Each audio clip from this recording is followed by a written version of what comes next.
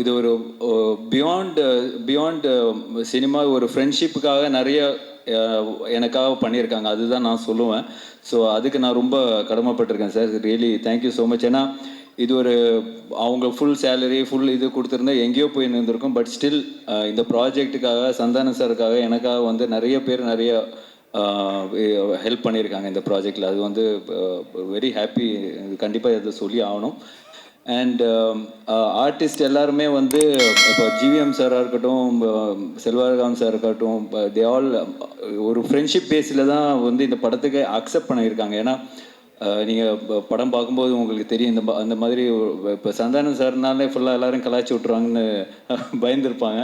But still அவங்களோட கேரக்டரும் சரி, அவங்களோட இமேஜும் சரி, ரொம்ப பக்காவாக யூஸ் பண்ணி இந்த படத்தை பண்ணியிருக்காரு. ஸோ டெஃபினெட்லி நீங்கள் படம் பார்க்கும்போது உங்களுக்கு அது தெரியும்.